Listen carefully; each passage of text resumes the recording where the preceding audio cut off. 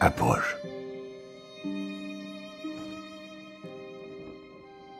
J'aimerais te raconter une histoire.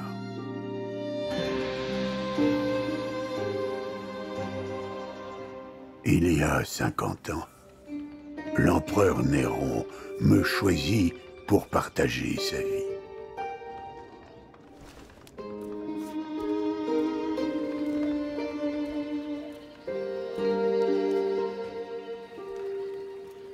Oh, il était tout pour moi. Mon sauveur, mon amour, mon Dieu.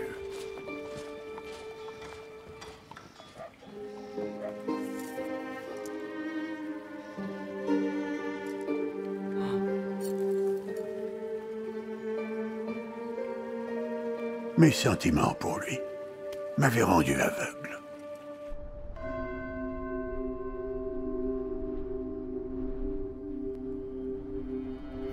Mais le peuple romain ne nourrissait pas le même amour que moi pour l'empereur. Et le nombre de ses ennemis grandissait de jour en jour.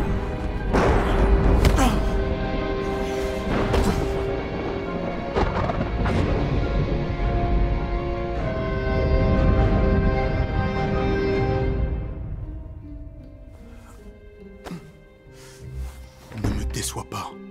Nero! Va, maintenant. Nero, tu as été blessé?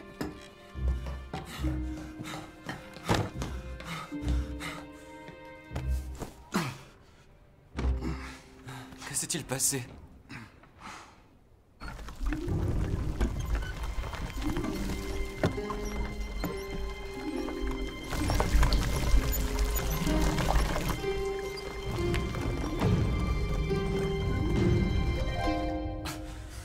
Qui t'a fait ça? Le sénateur Lucius. Ça a toujours été lui. Il doit payer. Que vas-tu faire?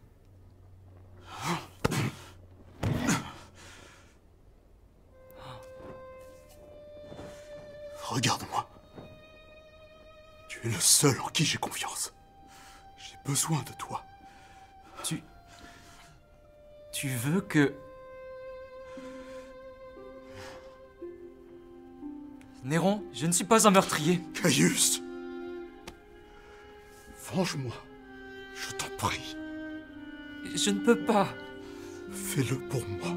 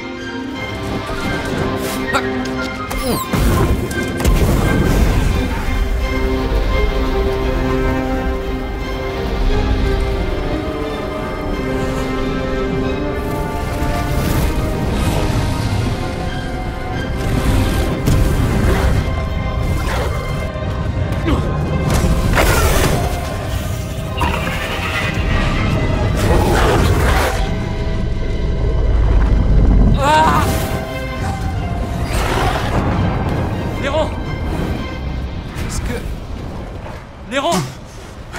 Il faut partir! Silence! Écoute le chant de Rome.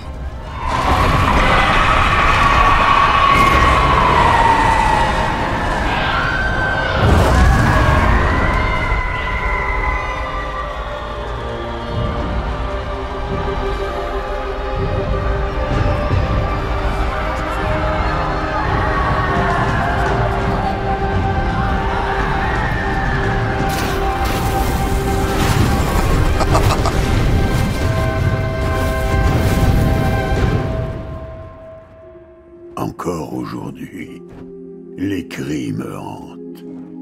Ils ne m'ont jamais quitté.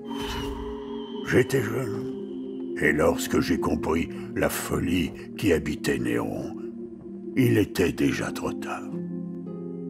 S'il devait mourir, Rome devait brûler avec lui.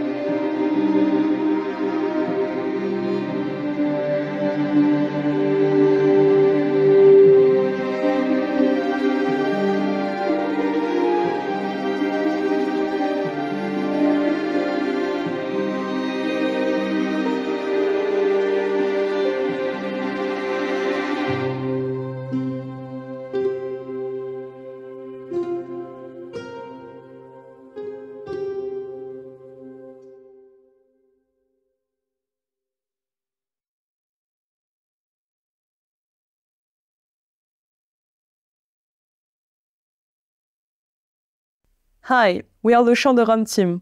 Welcome behind the scenes.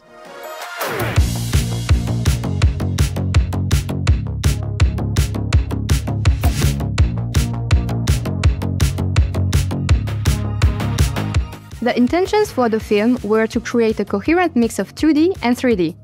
Through textures and special effects, both painted and assembled in compositing to create a painted aspect to the 3D, we shaped a dramatic story that moved us, and we hope we give people the chills. We took inspiration for style references from Arcane by 40 Studio and Breath from Unit Image. We also watched a lot of documentaries and visited actual rooms as real-life references to build a coherent environment similar to what Rome was before the Great Fire. As the organic modelers, Johan and I chose a very sharp artistic direction for the characters, so they could catch a clean, gradient-less lighting which made the image look flatter and therefore more 2D. Also, to match our graphic style, I hand-painted all the textures of the characters and substance to give them the same painted aspect than the whole film. Our main challenge was to match the 3D characters and foregrounds with the 2D effects and matte paintings. To achieve that, I worked on both lighting and compositing for each shot on Maya. Each group of lights was exported separately in AOVs and regraded in Nuke, then varied to give the vibrant look of the fire. It helped to address the main challenge of this part, which was to light a 2D fire in a 3D space. As a final touch, I painted projections and 2D details such as plans, props, textures, and brush effects over the complete image, so, in compositing, Johan could add those details to the final shots. Since the fire had to be integrated in a 3D, my best reference was Arcane. Using real footage we shot ourselves, I was able to create a personal style that matched the art direction of the film. One of the challenges was to integrate the 2D animation in the 3D camera movements and create a dynamic animation while keeping it readable. So I tracked the 3D environments with the wireframes in Toon Boom. Since the fire is made of animals, I had to create specific shapes and choreographies, which were tricky to align or paste with a 3D space. The 3D animations needed to be polished to allow the contact with the 2D effects. Since the animation style was semi-realistic, we, as 3D animators, had to integrate detailed facial expressions to our two main characters to trigger an emotional response. For Caius and Nero, we tested in Maya on a general shot to find appealing shapes, then used it as a coherent base throughout the movie. When we found appealing poses or expressions, we stored them in Studio Library to save time and reuse them when necessary. The reference job was one of the most important. Indeed, having good references to work on is essential to our style. From the start, we made sure to agree on enough footage for each shot of the facial expression and the acting, as they were essential for the next step. We filmed the voice actors as soon as possible to obtain accurate lip sync to match with the voices in the film. Since facial animation is not needed for 2D effects, we asked the rigger to prioritize the body. 2D animation being at the core of the film, we organized the workflow around it. This revealed problems inherent to the 3D part, such as layout for the camera or 3D animation for the interaction with the environment. For example, if the main focus of a shot is supposed to be the 2D animation, the 3D character becomes secondary, and that condition animation fixes and camera management.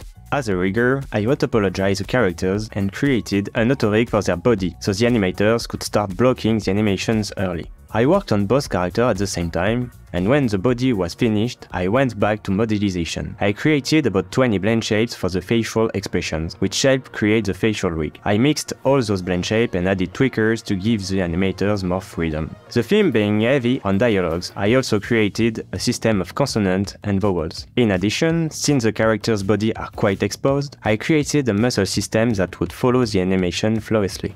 One tricky part of the film's painted look was to determine 3D and 2D parts for the environment. We cautiously cut it into 3 layers. First, full 3D models with textures in the foreground that will be modeled in Maya and that I textured in Substance. Then, 3D with full hand-painted textures with projection for the middle ground. And finally, a 2D matte painting for each background that I both hand-painted in Krita.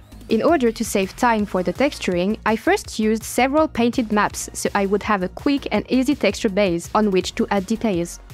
The main function of shading was to make the 3D look like 2D. To achieve this, I decided to only put textures and map in the diffuse aspect of Maya. However, it made the metal look flat and unrealistic. I opted to fake the metalness with some fading ratio added in soft light over the textures, and I plugged all of it in the base color. I decided to create and simulate all the clothes, pillows, and other fabric props in Marvelous Design. The lighting in the film is often quite hard, so I chose to add backface translucence to reduce deep black in the fabric. We hope our story moves you, and remember that emperors can't always be trusted. Thanks for watching!